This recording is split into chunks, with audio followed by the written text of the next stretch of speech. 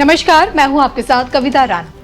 22 अप्रैल के बाद से ही पाकिस्तान को जड़ से मिटाई जाने की प्लानिंग हो रही है। आतंक के आका को दफनाने का मौका ढूंढा जा रहा है। पाक आर्मी, पाक हुकूमत को सबक सिखाने की भी डिमांड हो रही है। लेकिन तब क्या, जब कुदरत का कहर खुद चलकर नापाक पाकिस्तान का नामो निशान मिटा देगा। 350 वर्ष पुरानी परंपरा से होने वाली भेंडवल भविष्यवाणी में अब की बार देश की नेतृत्व शक्ति को लेकर क्या कुछ संकेत मिले हैं। अगर युद्ध नहीं होना है तो फिर क्या पाकिस्तान खुद की मौत मरेगा। 56 इंच चौड़े सीने पर इस बार कितनी बड़ी आफत अभी आनी बाकी है, देखिए इस पर हमारी ये खास रिपोर्ट। मोदी के भारत पर खतरे के बादल, 350 वर्ष पुरानी परंपरा, भेंडवल की भविष्यवाणी, युद्ध नहीं तो फिर कैसी तबाही। देखिए सिर्फ और सिर्फ धर्म ज्ञान पर। आतंक की आड़ में पाकिस्तान ने जन्नत की बैसरन घाटी में जो खूनी खेल खेला, उसकी कीमत उसे चुकानी पड़ेगी। लेकिन कब? पहलगाम हमले के बाद इन 2 हफ्तों में सोचिए, भारत पाकिस्तान पर कूटनीतिक स्ट्राइक कर चुका है। सिंधु जल समझौते पर फुल स्टॉप लग चुका है। पाकिस्तानी नागरिकों का वीजा पूरी तरह से रद्द कर दिया गया है। Attari Wagah border check post बंद कर दिया गया है।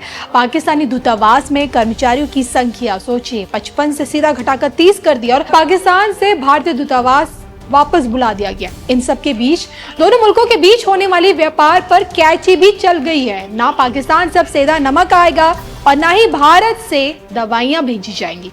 ये तो सिर्फ एक ट्रेलर है जिसके चलते पाकिस्तान में इस वक्त हाहाकार मचा हुआ है। हालांकि अभी भी ईंट का जवाब पत्थर से दिए जाने की मांग अभी भी उठ रही है। सूत्रों की माने तो पीएम मोदी पाकिस्तान पर एक्शन का ब्लूप्रिंट तैयार कर चुके हैं। अब बस उनके सिर्फ एक सिग्नल का इंतजार है और जिसके बाद हमेशा के लिए पाकिस्तान का इलाज होगा। लेकिन क्या बिना कुछ किए पाकिस्तान को उसकी औकात दिखाई जा सकती है? युद्ध के बिना सोचिए पाकिस्तान को मिटाया जा सकता है? क्या सिर्फ खतरा पाकिस्तान पर ही है या फिर कुदरत की मार हम भारतीयों को भी झेलनी पड़ेगी? आज ये सवाल इसलिए क्योंकि अक्षय तृतीया के अगले दिन की गई भेंडवल भविष्यवाणी में कुछ ऐसा है जिससे सचेत रहना बहुत ज्यादा जरूरी है। महाराष्ट्र का बुल्ढाना जगह जहां से प्रत्येक वर्ष होने वाली भेंडवल भविष्यवाणी को दुनिया कान लगाकर सुनती है।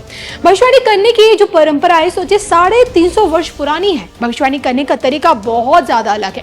कहते हैं कि भविष्यवाणी के लिए चंद्रभान महाराज वाघ की सैकड़ों वर्ष पुरानी परंपरा चली आ रही है, जिसे कृषक वर्ग काफी मानते भी हैं।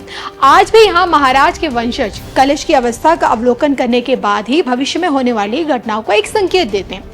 इस बार भेंडवल भविष्यवाणी अक्षय तृतीया के अगले दिन की गई, जिसमें अन्य राज्यों से आए किसान और नागरिक हर कोई मौजूद था। एक मैदान में घट रचना का आयोजन किया गया।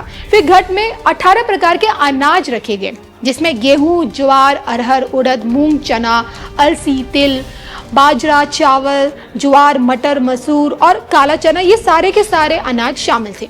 फिर घट के मध्य में मिट्टी का एक टीला बनाया गया और जिसके ऊपर पानी से भरा एक घड़ा रखा गया। इसमें पान, पूरी, पापड़, संडोली और करदाई जैसे कुछ खाद्य सामग्री इस पे रखे गए।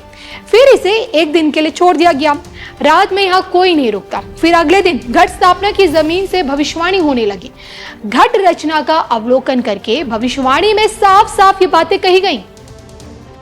इस वर्ष फसल और पानी सामान्य है, लेकिन कपास की फसल में रोग लगने की अधिक संभावना है।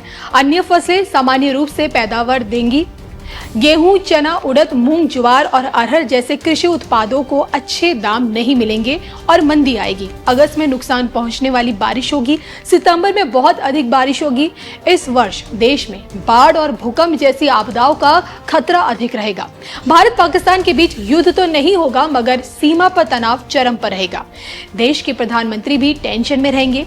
देश में बड़ी वित्तीय कमी भी होगी। विदेशी शत्रुओं से बड़ी परेशानी बढ़ेगी। तो 350 वर्ष पुरानी परंपरा से होने वाली भेंडवल भविष्यवाणी की सत्यता की पुष्टि तो देखिए हम नहीं कर सकते हैं, लेकिन अधिकतर भविष्यवाणी को गांव वालों ने सत्य होता हुआ पाया। घट स्थापना की संरचना से आने वाले समय में प्राकृतिक आपदाओं को जो संकेत इस बार की जो भविष्यवाणियों में मिला है, जो भारत के लिए एक गंभीर परिणाम लेकर भी आ सकता है, ऐसा कहा जा रहा है। अगर सच में ऐसा है तो क्या सच में देश की 56 इंच चौड़ी छाती कुदरत का कहर झेल पाने में इस वक्त सक्षम है? आप क्या सोचते हैं? कमेंट करके बताइएगा जरूर।